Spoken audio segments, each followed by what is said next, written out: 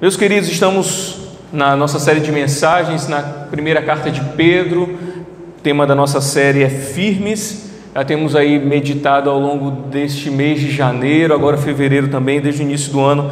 Estamos refletindo nessa carta maravilhosa de encorajamento do apóstolo Pedro para aqueles irmãos que também viviam tempos difíceis de perseguição, de opressão, como a gente tem visto aí nas últimas semanas. Se você perdeu alguma mensagem, tem lá nos canais da igreja, no YouTube e também no Spotify. No YouTube só tem lá da nossa sede, mas no Spotify a gente tem gravado também as daqui, o áudio, para vocês ouvirem. Vamos então abrir hoje a Bíblia na primeira carta de Pedro, no capítulo 3. Nós vamos saltar alguns textos aí desse capítulo. Não vai dar para a gente terminar tudo, a gente vai terminar a série agora em fevereiro, porque em março vamos trabalhar uma série já de preparação de Páscoa, uma série especial de 4 domingos. Então a gente vai concluir a carta de Pedro agora em fevereiro, então nós vamos pular alguns textos que a gente vai trabalhando aí ao longo do ano também. Então o texto que nós vamos ler hoje, 1 Pedro capítulo 3, vamos ler do 13 ao 17. Se você não tiver uma Bíblia aí, você pode acompanhar a leitura aqui na projeção, ou pode ver no seu celular, na sua Bíblia física. Vamos ler então a palavra do Senhor. Essa versão aqui é a NVI, a Nova Versão Internacional, diz assim a palavra de Deus: quem há de maltratá-los se vocês forem zelosos na prática do bem? Todavia, mesmo que venham a sofrer porque praticam a justiça, vocês serão felizes. Não temam aquilo que eles temem, não fiquem amedrontados. Antes, santifiquem Cristo como Senhor no coração. Estejam sempre preparados para responder a qualquer que lhes pedir a razão da esperança que há em vocês. Contudo, façam isso com mansidão e respeito, conservando boa consciência, de forma que os que falam maldosamente contra o bom procedimento de vocês, porque estão em Cristo, fiquem envergonhados de suas calúnias. É melhor sofrer por fazer o bem, se for da vontade de Deus, do que por fazer o mal. Vamos orar? Senhor Deus, Pai de infinita graça e bondade, a Ti honra, glória e louvor para todo sempre. Obrigado pela Tua palavra, Senhor, que nós temos acesso. Obrigado porque o Senhor permitiu que tivéssemos, meu Deus, a Tua palavra, que a liberdade de lê-la, de aprender sobre ela, Pai. Cremos que ela é inerrante, que ela é suficiente, que ela é infalível, que Ele é o nosso bom alimento, Pai. Que o Senhor fale conosco e que nada roube a nossa atenção. Que o Teu Espírito Santo ministre aos nossos corações para a glória do Teu Filho Jesus. Amém. Graças a Deus. Vou contar uma história para vocês, uma história de verdade, que aconteceu com um pastor que estava internado com uma doença grave e precisava fazer uma cirurgia muito delicada. Então ele estava ali aguardando o dia da sua cirurgia e a enfermeira entrou então no quarto, para fazer aquela visita, olhou o prontuário dele e olhou para ele novamente e disse assim: olha, você deve estar se preparando para o pior, E aí ele olha para ela, sorri e diz: não, eu estou me preparando para o melhor. E ele continua dizendo: porque o Deus que eu creio diz que todas as coisas que acontecem comigo cooperam para o meu bem. E aquela enfermeira saiu de lá impactada com essa história, com essa reação deste pastor. E essa carta de Pedro que a gente tem estudado aí nas últimas semanas foi escrita para um povo que estava vivendo situações difíceis, que diante dos olhos humanos estava se preparando para o pior. Mas Pedro, diante desse cenário, escreve de uma maneira positiva, otimista, para aqueles irmãos, para que eles esperassem que diante de tudo aquilo de ruim, de difícil que eles estavam vivendo, eles pudessem esperar o melhor. Esse encorajamento, meus irmãos, que nós temos vivido nesses dias.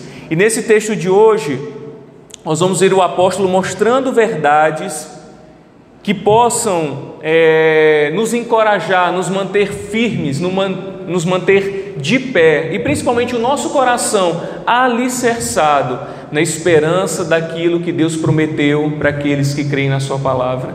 E é diante dessa verdade que nós vamos refletir hoje, diante dessas verdades que o apóstolo Pedro traz, dentro dessa perspectiva divina em meio às adversidades, é que a gente vai refletir hoje na palavra de Deus. Meus irmãos, ontem eu estava me lembrando de uma canção, né? Bem pentecostal e tal, diz assim: Deus não rejeita a oração, oração é alimento, nunca vi um justo sem resposta ou ficar no sofrimento. Eu fiquei assim, eu tenho um monte de erro aí nessa música, só nesse pedaço. O primeiro é o justo no sofrimento. Então a gente tem que pegar a Bíblia, alguns pedaços, e rasgar e jogar fora, porque o justo passa por sofrimentos. E Tiago, inclusive na sua carta, diz que a gente deve se alegrar se estivermos passando por sofrimentos e por dificuldades. E Pedro está escrevendo para cristãos, para pessoas que confiam no Senhor, convertidas a Jesus, que estão passando por sofrimento. Então quando você canta essa música, não canta mais esse pedaço aí, se é que der, então não canta não, deixa para lá. E hoje então nós vamos meditar nessas verdades de sofrimento que estamos vivendo, mas como a gente pode manter o nosso passo firme e o nosso coração alicerçado. Esse é o tema então do nosso encontro de hoje, da nossa reflexão de hoje: pés firmados, coração alicerçado. Primeira coisa que a gente vai ver então, nesse versículo 13 e 14, é o primeiro ponto que a gente vai trabalhar aqui. O apóstolo diz: quem há de maltratá-los se vocês forem zelosos na prática do bem? Pedro inicia essa sessão chamando a atenção para aquilo que pode ser um absurdo.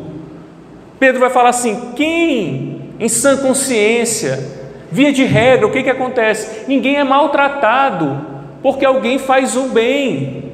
Pedro está dizendo para aqueles irmãos aquilo que é uma verdade e que poderia ser um absurdo se o contrário acontecesse. Alguém pode ser maltratado por fazer o bem. Alguém pode ser desprezado, pode sofrer consequências por fazer o bem. Via de regra, não. Via de regra, o bem ele é admirado pelas pessoas. Quando alguém faz o bem, ele geralmente é reconhecido por isso. As pessoas, olha, hoje em dia é tão raro, né, fazer o bem que vira até notícia. Quando alguém acha alguma coisa de alguém, uma mala de dinheiro, e devolve. Nossa, que maravilha, que pessoa especial, quando é mais do que obrigação, porque aquilo não era dela, né? Então, infelizmente, como a gente vive nessa sociedade distorcida, parece que é um absurdo. E Pedro faz essa reflexão: alguém vai maltratá-los por serem zelosos na prática do bem, por se esforçarem em fazer o bem? E o primeiro ponto é exatamente isso: o bem é louvável, mas nem sempre. Pedro fala que é normal que as pessoas sejam recompensadas, ou pelo menos poupadas, quando elas fazem o bem, quando andam corretamente. Mas o contexto que esses leitores da carta de Pedro, dessas pessoas que estavam recebendo essa carta, viviam, era um contexto de opressão, era um contexto de perseguição, era um contexto onde todas as coisas estavam trabalhando ali, todo o sistema anticristão estava forçando aqueles irmãos a desistirem da sua fé, a abandonarem aquilo que eles criam, porque eles estavam sendo perseguidos por fazerem um bem. Agora você se coloca no lugar daqueles irmãos e pensa assim: alguém mandando uma carta para você e diz: olha, é impossível alguém ser perseguido por fazer o bem, e você está fazendo o bem e está sendo perseguido.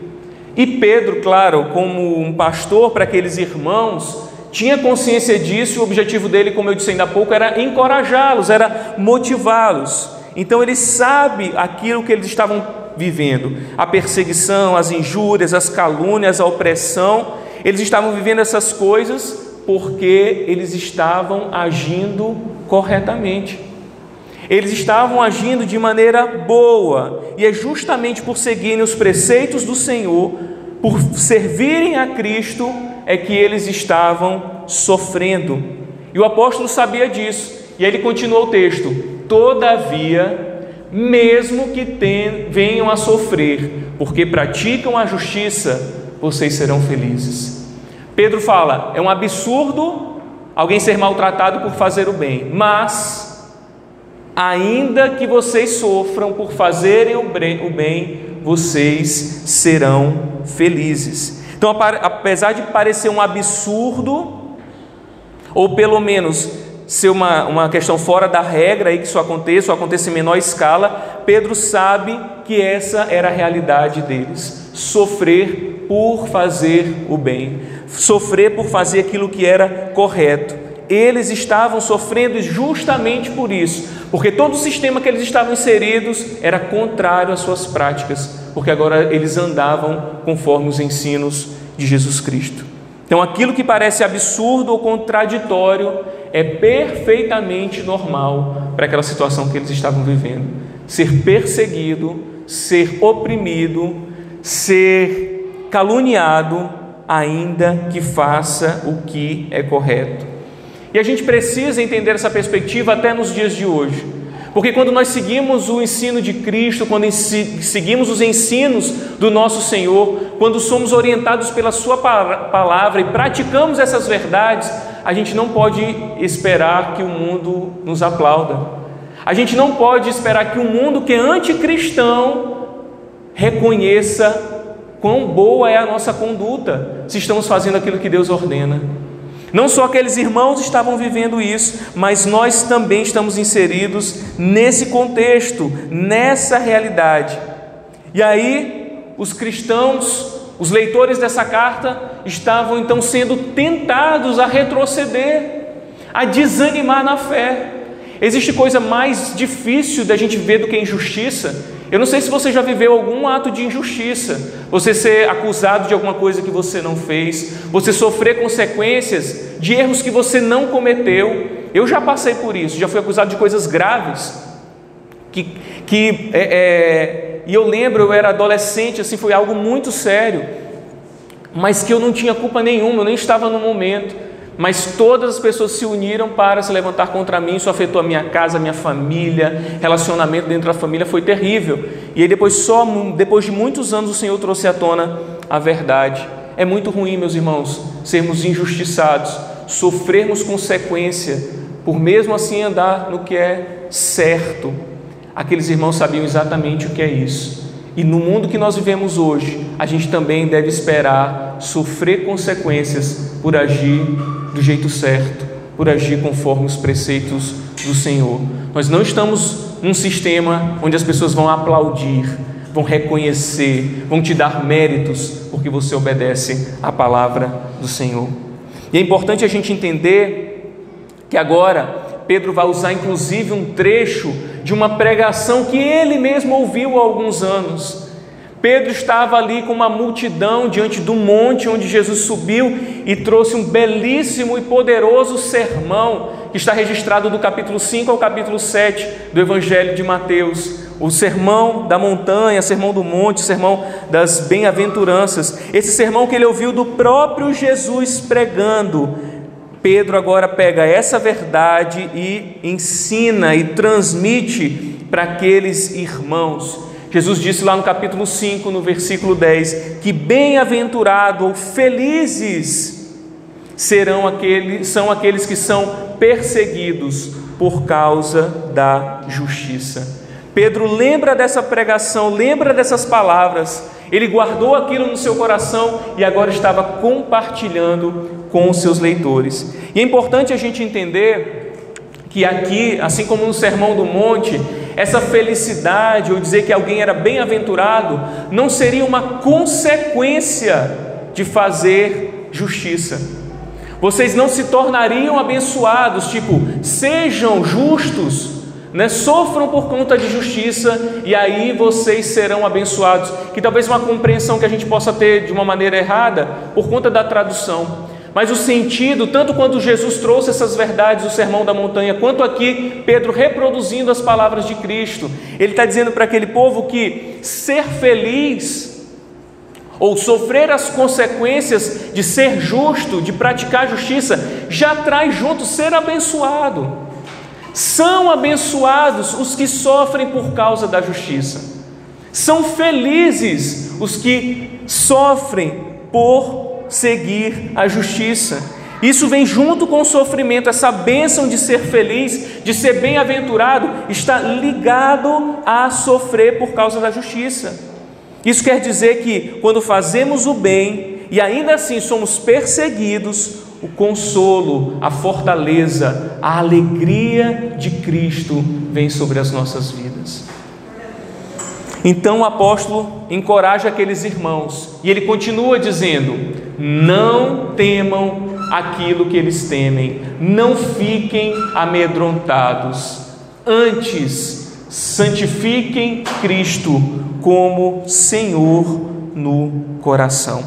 Pedro usa aí algumas palavras que foram ditas pelo profeta Isaías, num contexto um pouco diferente, mas com o mesmo princípio de fortalecimento no Senhor. A situação lá em Isaías capítulo 8, versículo 3, o contexto lá era que Acais, rei de Judá, estava sofrendo uma ameaça do reino de Judá, o reino do sul, ser invadido por Israel e também pelos sírios, pelos assírios. E aí ele, diante dessa ameaça de invasão, ele fica tentado a fazer alianças que são impuras, alianças com pessoas que não criam em Deus.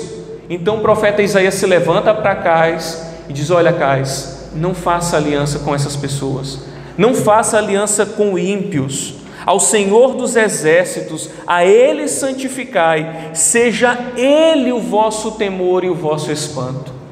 Isaías levanta para o profeta e diz assim: não temam os homens, mas seja o Senhor o temor de vocês, seja o Senhor, santifique ao Senhor dos exércitos. Então Pedro pega alguma dessas palavras ditas por Isaías e coloca aqui para aqueles cristãos que estavam vivendo também temores de perseguição, de opressão, e diz: não temam aquilo que eles temem, não fiquem amedrontados. Então Pedro pega emprestado alguma dessas expressões para aplicar essa mesma exortação para aqueles homens, para aqueles irmãos que estavam recebendo essa carta. E aqui não é uma questão de um medo infundado, daquele medo que a gente pode ter do escuro, sabe? Meus irmãos, eu era tão medroso quando eu era criança, quando eu era adolescente. Eu lembro que eu morava num prédio, minha mãe mora até hoje lá, e na entrada assim para o prédio era um lugar meio escuro, né? Era um condomínio aberto, não era cercado, o prédio era no meio da rua mesmo, assim, os prédios. Então tinha um lugar que era meio escuro, e eu lembro que eu passava correndo quando eu vinha da rua. Eu não tinha medo de ficar na rua até tarde, né? Mas voltar para casa para mim era um terror.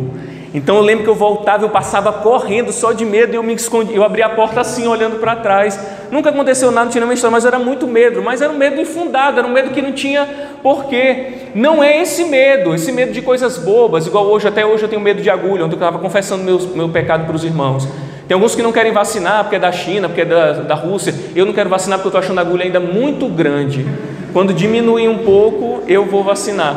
Mas Marina já me explicou, porque ela é intramuscular, não é isso, Marina? Então ela tem que ir mais profundo assim. Mas ainda estou com medo da agulha, ela ainda é muito grande, eu acho que eles estão aí com um probleminha. Na hora que virar gotinha, eu vou lá vacinar. Eu não entendo até hoje por que não é gotinha toda a vacina, mas enfim, voltemos aqui para a palavra de Deus. São medos sem propósito, eu simplesmente tenho medo, não é da dor, mas eu olho, gente, até numa reportagem, eu fico apavorado, eu não consigo assistir alguém sendo furado por uma agulha, é uma maldade muito grande. Mas esses irmãos tinham medo de algo que realmente ameaçava eles. Eles eram expulsos das suas casas, eles eram acusados de canibalismo. Sabe por quê? Porque tinha ceia lá, então eles comiam a carne e bebiam do sangue. Aí as pessoas ouviam: olha esses canibais. Eles eram acusados de muitas coisas, era um medo real, e a fé deles ficava abalada diante disso. E Pedro diz: não tenha medo dos homens, não temam esse tipo de ameaça, não tenha medo deles. Pedro então lembra dessas palavras de Isaías e diz: não tenham medo dessa pressão hostil, da perseguição.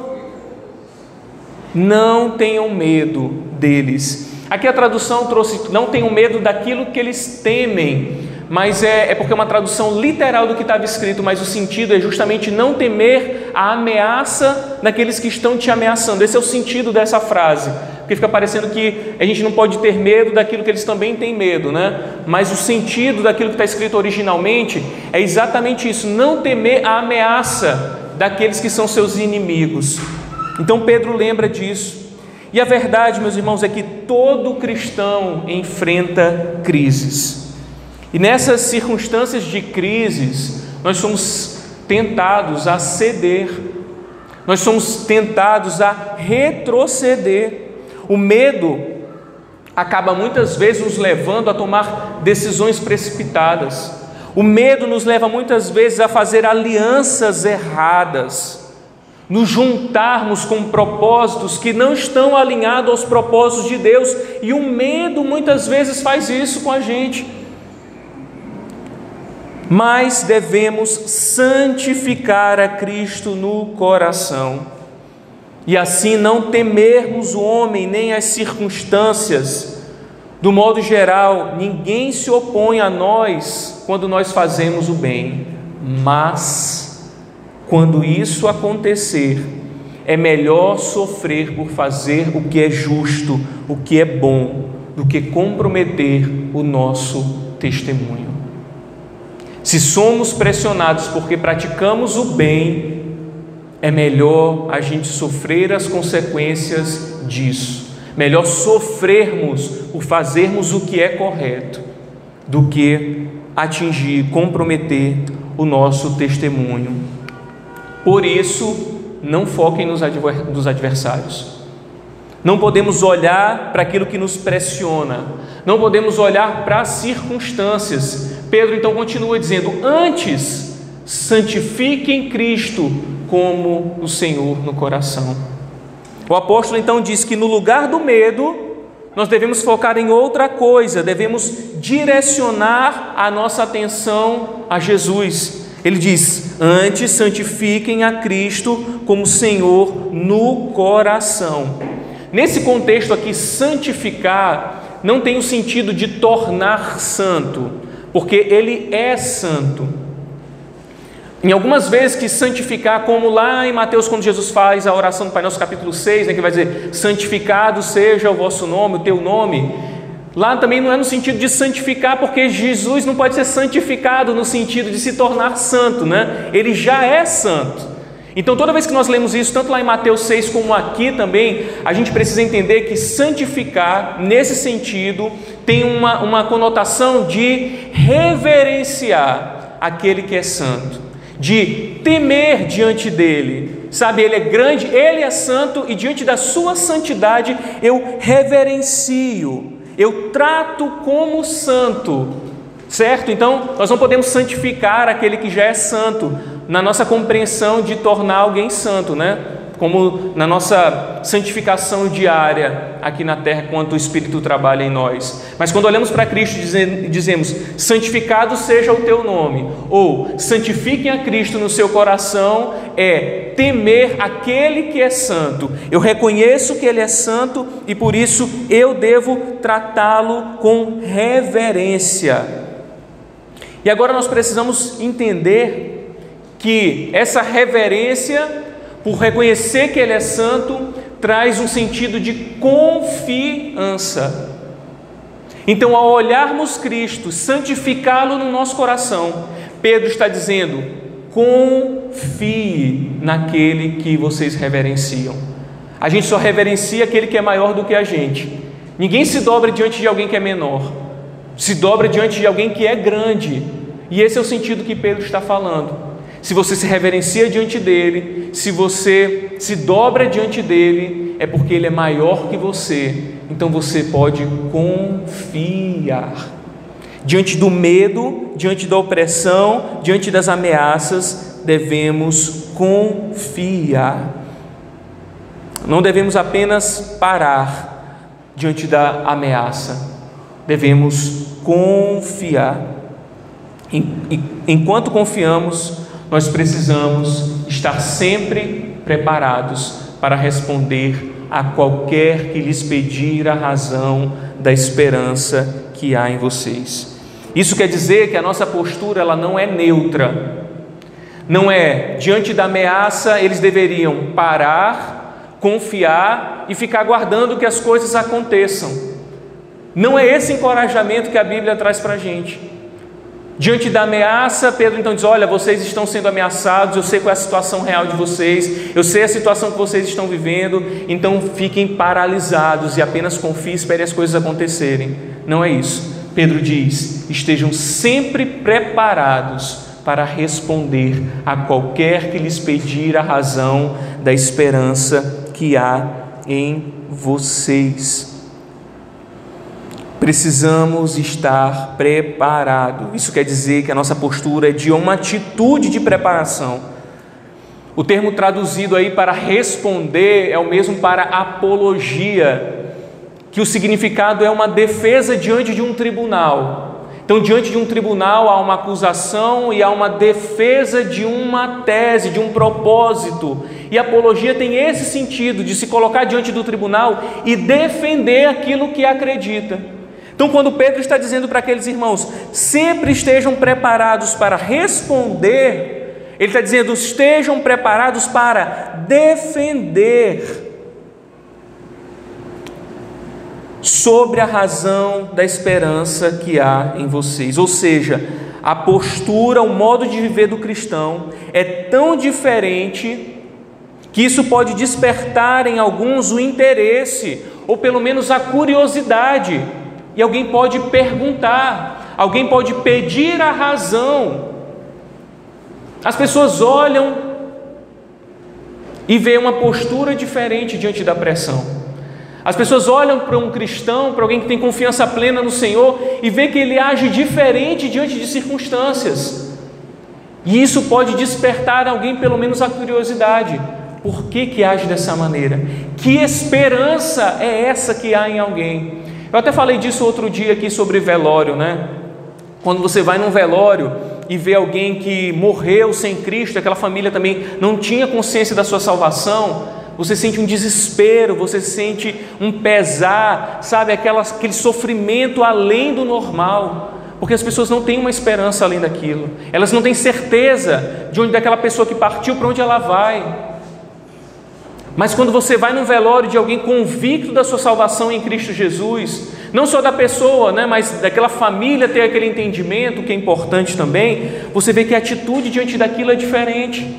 Sofre a saudade, claro, ninguém vai celebrar a morte de ninguém, mas a atitude diante daquele momento de dor, de luto, ele é diferente. Assim nós devemos estar também preparados e agir de maneira diferente diante de circunstâncias adversas, para que essa nossa postura reflita em despertar em alguém, saber qual é essa esperança que existe no nosso coração. Por que agimos dessa maneira? Isso serve, meus irmãos, quando todo mundo no nosso trabalho age de uma maneira corrupta. E eu falo corrupto, não é só quem rouba não, porque tem trabalho aqui que não passa dinheiro na mão da gente, né? Mas dá um migué lá para chegar mais cedo, chegar mais tarde, sair mais cedo, fingir que está fazendo serviço e não fazer. Enquanto todos os colegas dizem assim, por que você não age dessa maneira? E o seu testemunho mostra que você está ali por causa de Cristo, e a sua maneira de viver diante de Cristo. Esses irmãos viviam outras circunstâncias, mas nas nossas realidades do dia a dia, também somos pressionados a agir contrário à palavra do Senhor. Como eu tenho dito, aquele mesmo sistema anticristão que esses irmãos estavam vivendo, ele existe até os dias de hoje. Nossa postura é diferente e nós devemos estar preparados para defender a esperança que existe em nós. Na teologia apologética, essa matéria, essa disciplina de defesa da fé. E claro, nem todos os cristãos serão teólogos, nem todos os cristãos terão conhecimento profundo da palavra, mas nós temos que saber o mínimo que justifique as nossas atitudes, porque senão a gente se torna religioso e faz porque alguém mandou fazer, faz porque lá na igreja faz assim, faz porque o pastor disse que era assim. Nós devemos conhecer a palavra do Senhor, porque quando alguém olhar para a sua postura e perguntar qual é a razão da sua esperança, você saber defender. Todo cristão deve ser capaz de defender a sua fé. E eu não falo, meus irmãos, aqui de debates, de discussões vazias e tolas. Não estou falando de briga, de bate-boca na internet, mas perceba que o contexto é no testemunho. é em não concordar, em não viver de maneira ímpia, que pode oferecer para você a oportunidade de testemunhar a sua fé. Quem é meu amigo de rede social vai ver que você nunca vai ver meu nome lá em bate-boca, em confusão de rede social. Por quê? Porque eu gosto pessoalmente, porque não, tô brincando, eu não sei hoje brigar. Eu ia dizer que eu medo soco, mas eu ia apanhar, porque eu não sei nem bater. Mas não me vê porque são discussões vazias. A defesa da nossa fé, primeiramente, tem que ser despertada por conta do nosso testemunho. As pessoas olharem para nós e dizem assim: existe algo diferente, existe um procedimento diferente na vida daquela pessoa. E quando a pessoa chega diante de você e diz assim: por que você é assim? Por que você age assim? Você tem que defender a sua fé. Não entre em discussões tolas. Isso não quer dizer que você não possa ir para a internet e defender o seu ponto de vista, expressar na verdade, mas não entre em bate-boca desnecessário. Não entre em discussões que não vão levar ninguém a lugar nenhum e nem vai convencer ninguém, ao contrário. Quando o cristão age com fé, com esperança diante de uma crise, isso sim vai gerar uma oportunidade de testemunhar de Cristo. Isso sim vai gerar uma oportunidade de você falar aquilo que você crê, aquilo que você vive. Esperança, fé em Cristo Jesus. Essa é uma oportunidade, porque uma atitude diferente nossa diante desse mundo corrompido chama a atenção dos incrédulos. Mas esse testemunho, ele não pode ser de qualquer jeito. Esse testemunho, ele não pode ser apenas algo visto, exterior. E aí entra a terceira verdade que Pedro nos traz. Contudo, façam isso com mansidão e respeito, conservando a boa consciência. Façam isso com mansidão e respeito, conservando a boa consciência. Porque, meus irmãos, o exemplo, ele constrange. O testemunho precisa ser dado com mansidão e respeito. E é aqui, nesse ponto, que muitas vezes nós pecamos. Um dos maiores problemas dos cristãos, quem tem um monte, mas alguns dos nossos problemas é porque a gente quer olhar para as pessoas que não conhecem a Cristo com um olhar superior.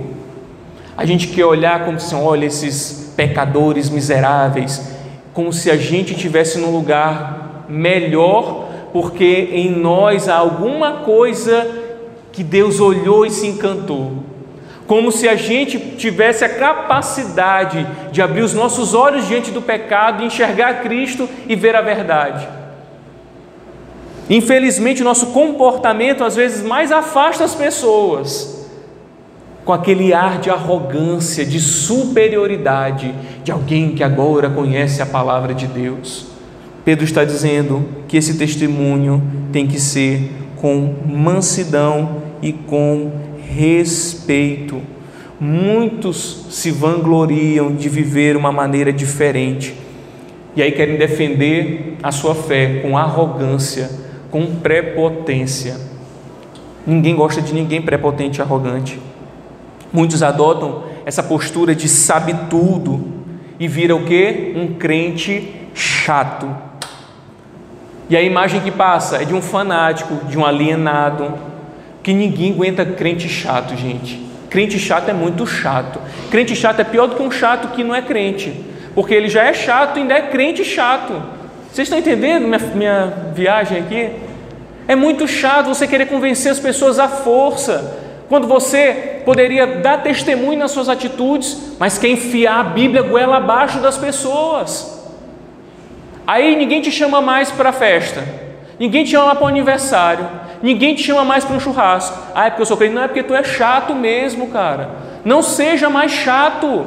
Haja com mansidão, haja com sabedoria, haja com respeito. Nós precisamos entender aqui, é isso que Pedro está falando. Crente mala é muito chato, não consegue conviver com ninguém. Aí você convida, vamos lá na igreja, vamos assistir o culto. A pessoa diz, Deus me livre. Por quê? Porque a pessoa que está convidando é um mala, é um chato. Nós não somos chamados para ser chato, nós não somos chamados para ser inconvenientes, somos chamados para testemunhar Cristo e defender nossa fé com mansidão e com respeito. Sabe o que quer dizer respeito? Quer dizer respeito mesmo, respeitando as pessoas, respeitando inclusive a ignorância de viver no pecado, porque nós temos que lembrar que outrora nós estávamos nessa condição de não compreender ainda o Evangelho, de não compreender ainda a salvação. O Senhor nos tirou, foi Ele quem fez isso. Então haja com as pessoas com respeito, com mansidão. Nós precisamos perceber no texto aqui e na prática que a defesa, a resposta, a apologia está alinhado com a vida. E geralmente esses mais chatos, mais mala, são os que menos testemunham da fé.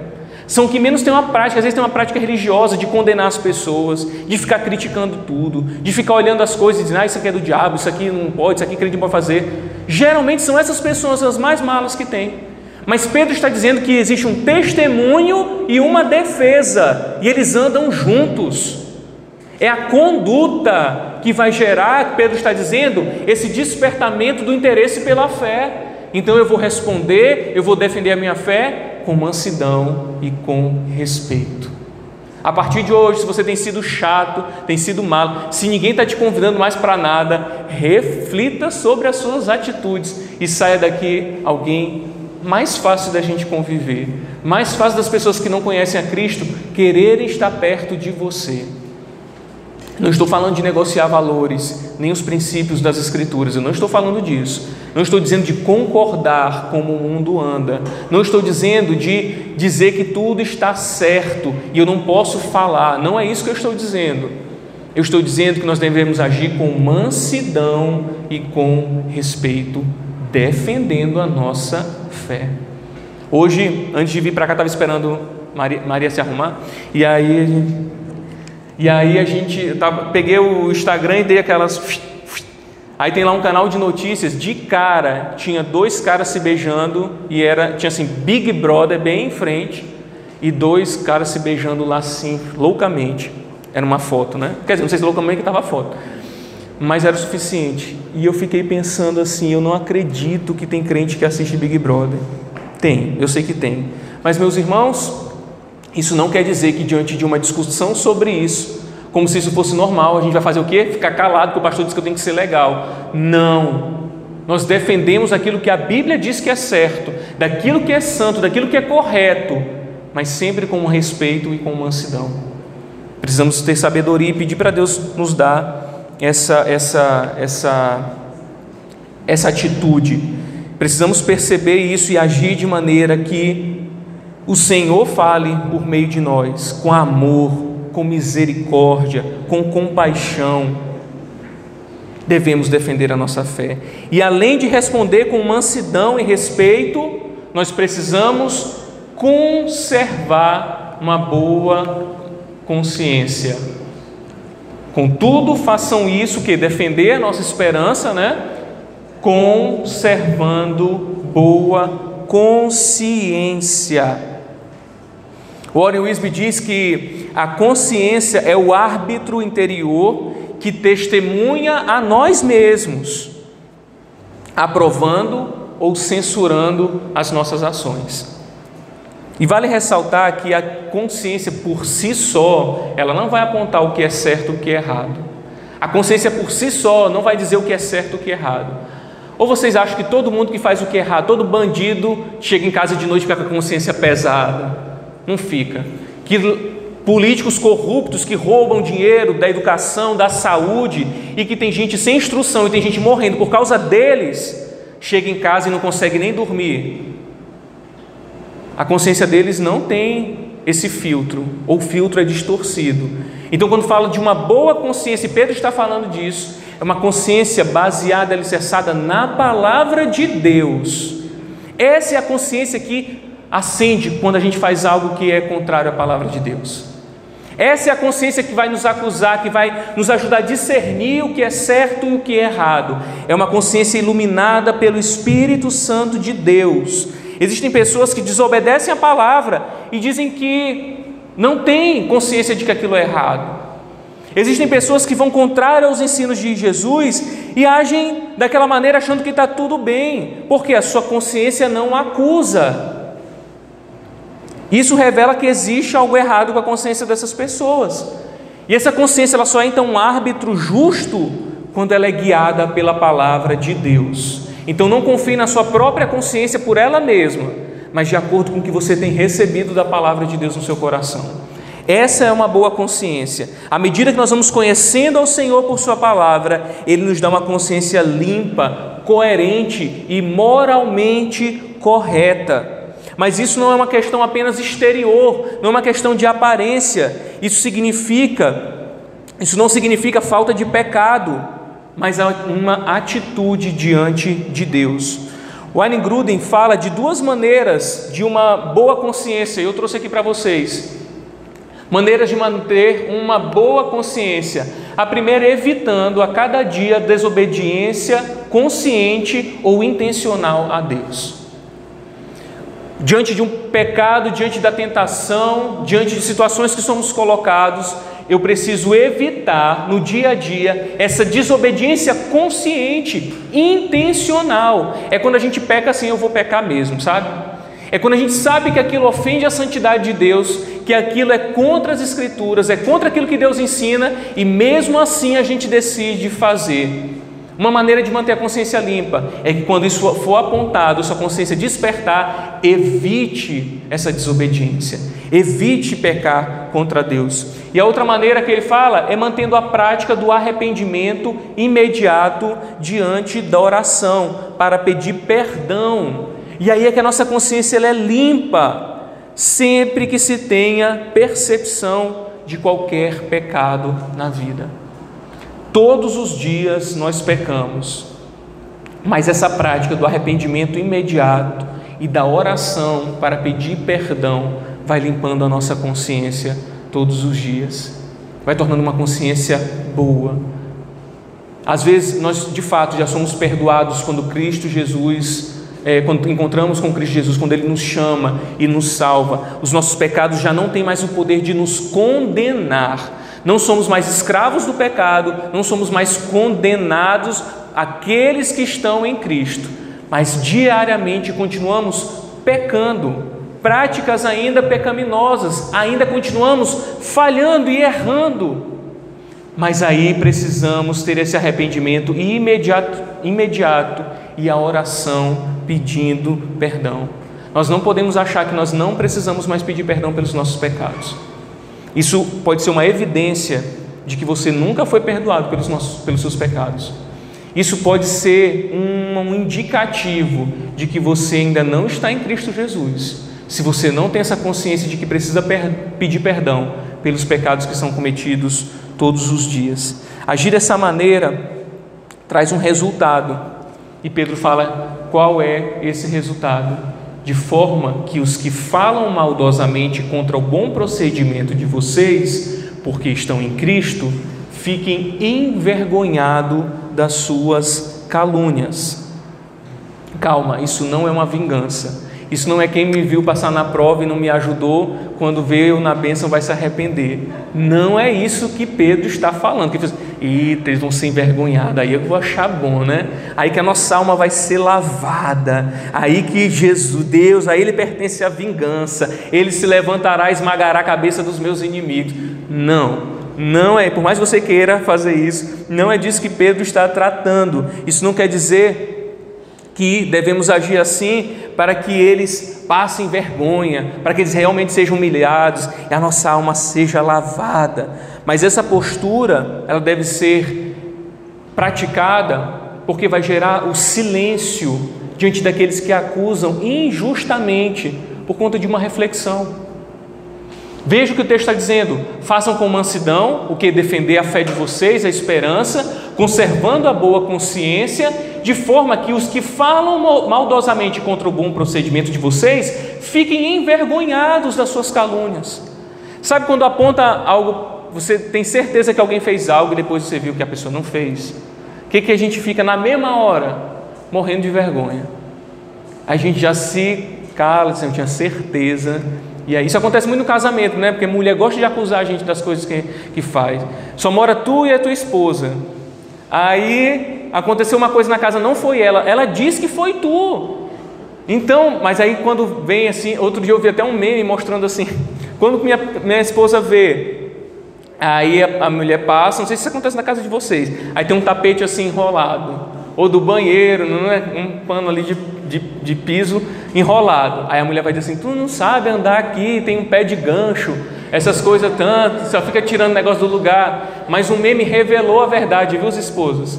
A gente passa, ajeita, mas vem um vento forte e impetuoso e sopra, e o pano vira. Então, não acusem mais seus maridos de enganchar o pé no pano de piso. E aí, quando a câmera mostrou para aquela esposa, e aí ela teve que pedir perdão para o marido dela, viu? Então, como eu não tenho a câmera no banheiro para mostrar, revelar isso, então a mulher tinha que vir aqui e pedir desculpa para o esposo, ficou envergonhada. Mas diante dessas acusações sérias que aqueles irmãos estavam vivendo, meus irmãos, o testemunho deles, a maneira como eles eram, a postura deles diante dessa opressão, iria gerar uma consequência maravilhosa. Os caluniadores ficariam envergonhados, silenciariam diante daquela opressão, diante daquela maldade que estavam fazendo. Isso geraria reflexão dos caluniadores sobre o Evangelho, e eles podem até crer no Evangelho. Isso não quer dizer que todas as vezes que eu for injustiçado, eu vou agir de uma maneira correta. Aqueles que estão me acusando vão refletir sobre isso e agora querem o Jesus que eu sirvo. Não é isso que acontece sempre, mas a nossa postura tem que ser sempre essa, e alguns podem olhar para nós e refletir sobre aquilo que nós cremos. Por fim, a gente precisa entender que nós não devemos tentar dominar as pessoas, nem convencer com a nossa capacidade humana. O que nós falamos aqui só vai até os ouvidos. Eu vi isso essa semana. O que nós pregamos, o que nós ensinamos, o que a gente fala para as pessoas sobre Jesus, só vai até os ouvidos, mas é o Espírito que leva até o coração. E eu acho essa frase sensacional, porque às vezes a gente quer convencer as pessoas à força. Não haja dessa maneira, não seja assim. O Evangelho, e a pessoa não conhece o Evangelho. O que nós falamos só vai até o ouvido. No coração é o Espírito Santo que leva. É o Espírito Santo que vai convencer. É o Espírito Santo que vai trazer a compreensão. Então nós precisamos entender que o sofrimento, ele é uma realidade, que nem sempre é uma consequência de uma atitude, mas que ele faz parte da nossa vida. Pedro então diz que é melhor sofrer por fazer o bem, se for da vontade de Deus, do que por fazer o mal. De qualquer forma, existe o sofrimento, por fazer o bem ou por fazer o mal. É isso que o versículo está nos dizendo. Você pode sofrer por fazer o bem ou pode sofrer por fazer o mal. Então é melhor sofrer por fazer o bem, se for da vontade de Deus, do que por fazer o mal. Esse versículo já nos mostra de cara que nem sempre Deus irá nos livrar do sofrimento. Deus nem sempre vai nos livrar da injustiça humana. Não viva de maneira enganada. Se você tem ouvido um evangelho que fala de outras coisas, que se você está sofrendo é porque você está em pecado, se você está sofrendo é porque não deu o dízimo, se você está sofrendo é porque você não tem fé suficiente, a Bíblia não diz isso. Nós sofremos as injustiças humanas, nós sofremos as consequências desse mundo caído, porque ainda estamos vivendo aqui. Não creia nesse evangelho de facilidade. Não creia nesse evangelho doce aos seus ouvidos. Não creia nisso. O cristão convicto que vive para a glória de Deus também passa por sofrimento, mas não sofra por fazer o mal. E quem faz o mal também sofre. Pedro está dizendo: quem faz o bem sofre, quem faz o mal sofre. A diferença é que quem sofre por fazer a vontade de Deus, passa por esse sofrimento, sabendo que existe um propósito divino. Essa é a grande diferença dos que estão em Cristo e os que não estão em Cristo. Os que não estão em Cristo sofrem com consequência dos seus erros, das suas atitudes, da sua vida pecaminosa. Os que estão em Cristo Jesus têm a plena convicção de que Deus está no controle de todas as coisas, e ainda que o sofrimento chegue na sua casa, a doença, a falta de dinheiro, o luto, ainda assim existe um propósito de Deus para a nossa vida. Iremos sofrer. Eu sei que alguns não vão voltar no próximo domingo, beleza, mas eu não posso ir contra o que a Bíblia está nos dizendo. Não existe essa vida de facilidade. Talvez só do pastor lá que está pregando essas coisas, vivendo à custa daqueles que estão temendo viver uma vida diferente daquilo que ele está ensinando. Mas a consequência desse ensino errado, ele vai sofrer, infelizmente, se o Senhor não abrir os olhos dele até o seu último dia. E quem sofre por fazer o mal, sabe que é a punição pelos seus erros, sabe lá no fundo que é consequência das suas atitudes e alianças e posturas erradas, e a vida dele se enche de desgraça, se enche de culpa. O sofrimento por causa da injustiça não leva ninguém a uma reflexão. Se eu fui injusto, se eu agir de uma maneira incorreta, ninguém vai refletir: olha, coitado, ele está sofrendo porque ele foi punido por um erro dele. Mas Pedro está nos dizendo aqui de um sofrimento diferente, porque quem sofre por fazer a vontade de Deus produz um testemunho diante dos outros. É como Jesus fala: por que eu vou amar aquele que me ama? Isso é muito fácil, isso até os publicanos fazem. Então sofrer porque age de maneira errada, isso não gera reflexão nenhuma, isso é consequência natural. Mas sofrer por injustiça e ter uma postura correta diante desse sofrimento, gera testemunho. No versículo 18, Pedro diz que, pois também, ainda do capítulo 3 aí, pois também Cristo sofreu pelos pecados uma vez por todas, o justo pelo injusto, para conduzir-nos a Deus. Ou seja, assim como o sofrimento injusto de Cristo nos levou a Deus, nos conduziu à salvação, o nosso testemunho também de sofrendo injustiça pode levar pessoas ao Evangelho, nas suas devidas proporções, tá, meus irmãos? A comparação aqui, ela não é completa, ela não é plena, porque se você morrer por alguém, você não vai pagar o pecado de ninguém. Isso só Jesus poderia fazer. Eu até falei disso aqui na semana passada. A sua morte, eu vou morrer em favor de alguém, não vai pagar os pecados de ninguém, não vai pagar o pecado de ninguém. Isso só Cristo poderia fazer. Mas lembrando daquele sofrimento de Cristo em favor dos que foram alcançados, ou dos que já tinham sido escolhidos por Ele desde a eternidade, Pedro está lembrando disso no versículo seguinte. Então, assim como esse sofrimento injusto de Cristo levou a Deus aqueles que estavam perdidos, nos conduziu a essa salvação, nós também podemos suportar o sofrimento injusto para levar o testemunho da salvação a outras pessoas. Aqui a ideia é reforçada na questão do testemunho e não na plenitude do sacrifício de Cristo, tá? E eu quero concluir dizendo que hoje há uma tendência de que os cristãos continuem sendo alvo de mentiras, continuem sendo alvo de perseguições. Somos taxados de conservadores, somos taxados de fundamentalistas, como se isso fosse um erro, está conservando, está fundamentado naquilo que a palavra de Deus diz. Sabe por quê? Porque os nossos padrões pessoais não são os padrões do mundo. A gente não acha normal um cara que é casado e ter relacionamento com outras mulheres na rua. A gente não acha correto alguém receber suborno, nem pagar para um guarda para não ser multado. A gente não acha que é correto dividir a internet com um prédio todo, sendo que a própria operadora já limita isso a você fazer internet só para você mesmo. Se não tem dinheiro para pagar, não tem internet na tua casa, nem TV a cabo, te conforma.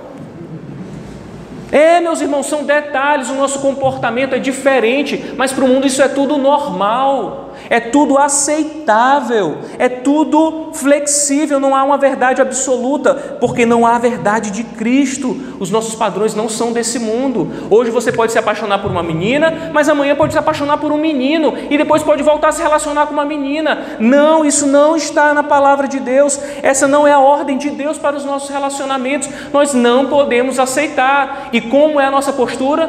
Com sabedoria, com respeito, mas convictos daquele que nos chamou, convictos dos ensinos da palavra de Deus. Não negociamos isso. Por isso ainda somos alvo dessas mentiras, de perseguições, de calúnias, de exclusão. Aí sim nós podemos às vezes ser excluídos de algumas rodas de amigos, porque eles não aceitam as verdades das Escrituras, mas não por ser chato. Lembre-se disso. Nossos padrões são completamente diferentes. E nós não estamos inseridos com as pessoas que não conhecem a Jesus para causar problema, para ser problema. Só que a questão é que a gente acaba trazendo luz sobre aquele problema, por conta das verdades divinas, por conta das verdades bíblicas, e a luz revela as obras infrutíferas, disse Paulo aos Efésios. A gente lembra de José lá no Egito, começou a trabalhar na casa de Potifar, e se recusou a deitar com a mulher dele, a pecar, e o que ele foi? Acusado injustamente e levado para a prisão. Acontece, todas essas coisas acontecem. Esse foi o resultado dele agir corretamente. O próprio Senhor Jesus revelou os atos e o coração podre de um povo, e por isso foi crucificado.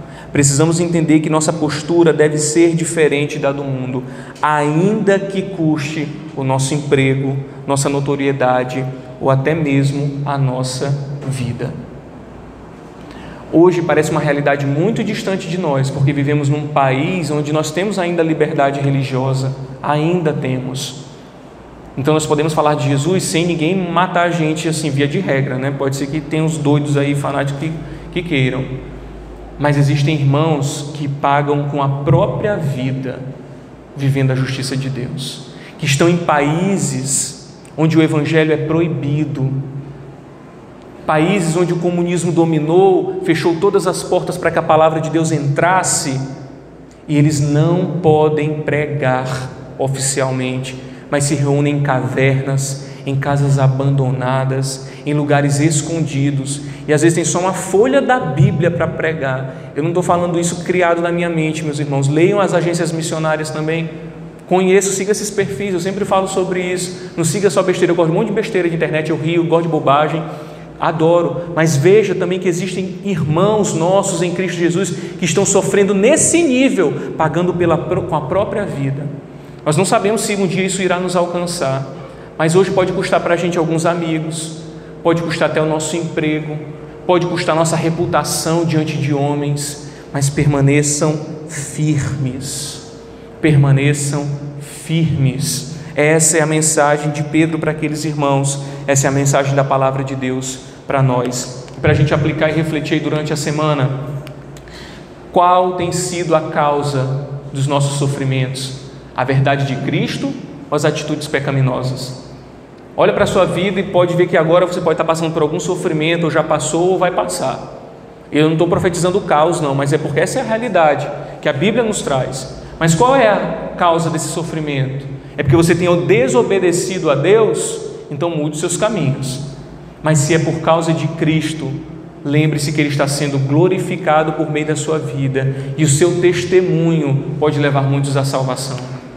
Ainda que você seja desprezado por fazer o bem, continue fazendo. Deus está sendo glorificado. Não negocie os ensinos de Jesus para a sua vida. Onde você tem fixado os seus olhos na adversidade? Tema a Deus. Assim você não precisa temer os homens. Diante da aflição, da perseguição, onde os seus olhos estão? Nas perseguições, na adversidade, nessa dificuldade? Então hoje sai daqui inclinando seus olhos para o alto, de onde vem o nosso socorro. Incline seus olhos para o Senhor, e aí você não vai mais precisar temer homens e circunstâncias.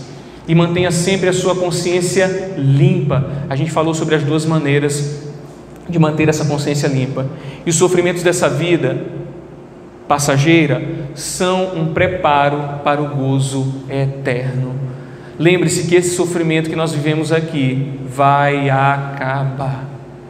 E um dia, quando estivermos com Ele, no céu de glória, não terá mais dor, não terá mais sofrimento, não terá mais choro, não terá mais doença, não terá mais boleto para a gente pagar. Vai ser só a plenitude da presença de Deus. isso aqui vai passar, meus irmãos. Esse sofrimento que você tem vivido, essa preocupação que tem ocupado seu coração, descanse no Senhor. Descanse no Senhor e testemunhe da verdade que você tem recebido. Vamos orar? Curve sua cabeça, vamos falar com o Senhor e agradecer a Ele pela sua palavra. Pai, maravilhosa é a tua palavra, Senhor. Santa é a tua palavra. Obrigado porque hoje ela nos faz refletir, Senhor, que o nosso sofrimento ele não é em vão. Há um propósito para tudo isso. E o Senhor nos ensinou também como deve ser a nossa postura diante de calúnias, de mentiras, de perseguições. Talvez alguns irmãos aqui estejam vivendo essas realidades no seu trabalho, na sua família, outro tipo de aflições, Senhor, como enfermidades, problemas financeiros. Mas eu te peço, Pai, que o Teu Espírito Santo produza em nós firmeza e que o nosso coração esteja alicerçado nessas verdades, Senhor. Em nome de Jesus, que o Teu Espírito Santo nos faça testemunhar de quem Tu és e aquilo que o Senhor tem feito em nossas vidas, para que o mundo conheça o Senhor, para que as pessoas lá fora conheçam ao Senhor e se rendam a essa verdade, não porque nós somos alguma coisa, não porque nós podemos convencer alguém, mas porque o Teu Espírito, Senhor, age por meio da nossa vida. Nos dê sabedoria, nos dê mansidão, nos dê, Senhor, respeito por aqueles que nos perseguem, por aqueles que se levantam diante de nós, para que a gente possa, de uma maneira divina, de uma maneira bíblica, agir, para que eles se calem diante das acusações e se rendam ao Senhor Jesus. Nos ajuda, Senhor, a testemunharmos da Tua verdade, nos ajuda a testemunharmos da Tua palavra, onde nós estivermos inseridos, no trabalho, na família, na faculdade, no condomínio, na rua que nós moramos, onde nós estivermos, que a Tua luz brilhe por meio dos nossos testemunhos. Mas se nós não temos vivido assim, Pai, nós pedimos perdão ao Senhor pelos nossos pecados, pela nossa atitude muitas vezes de soberba, de arrogância, pela falta de sabedoria com a qual nós agimos muitas vezes, Pai. Te pedimos perdão e que o Senhor nos ajuda a caminharmos conforme a Tua palavra nos direciona, para o louvor do Teu Filho Jesus. Amém. E graças a Deus, louvado seja o Senhor.